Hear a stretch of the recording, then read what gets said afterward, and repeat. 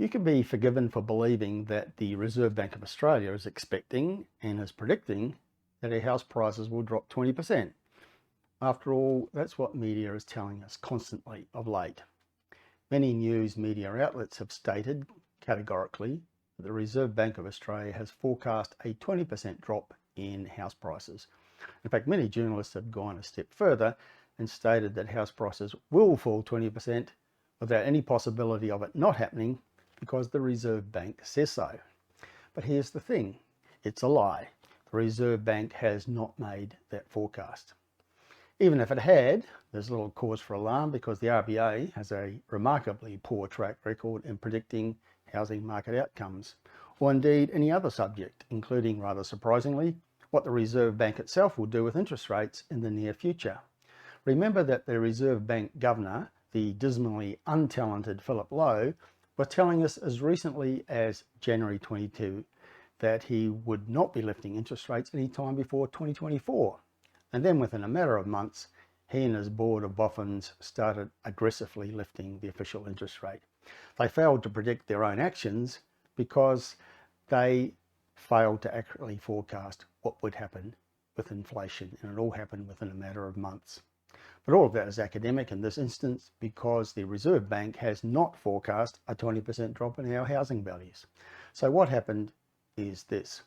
The Reserve Bank, in the course of its normal activities, is conducting ongoing daily research into a range of topics and then constructing theoretical models of what might happen as a consequence. It does modelling on what might happen to house prices in certain circumstances, making various assumptions. Not very successfully, I might add, because its forecasts are seldom correct. But one of the models put together by some of the RBA boffins was a worst case scenario. What might happen to property prices if a series of very negative things happened in the economy and the community?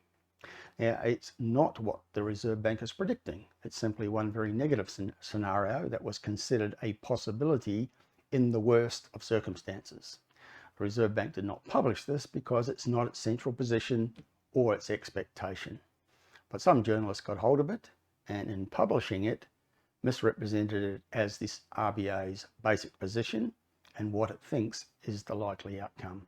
Now, journalists do that quite commonly and they think it's okay, but it's not okay. It's dishonest and it's highly misleading and it causes unnecessary angst and anxiety to everyday consumers. Australians have been dealing with way too much in the past couple of years. We've had bushfires, we've had cyclones and floods, we've had a major global pandemic, we've got war in Europe, escalating prices for petrol and electricity, soaring supermarket bills and a whole lot more. They don't need media piling on with outrageous claims about the value of their homes collapsing. I'm certain, and I mean 100% certain, that this won't happen. I firmly believe prices will rise in 2023 for a host of reasons. But many consumers absorb the media soundbites and believe what they're hearing and reading and consider it to be truth. They assume it's truth because it's the Reserve Bank and they're credible, right?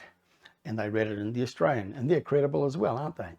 But let me repeat, it's not fact. It's a wild and willful distortion of the truth by journalists who don't give a damn about the impact they have on Australians.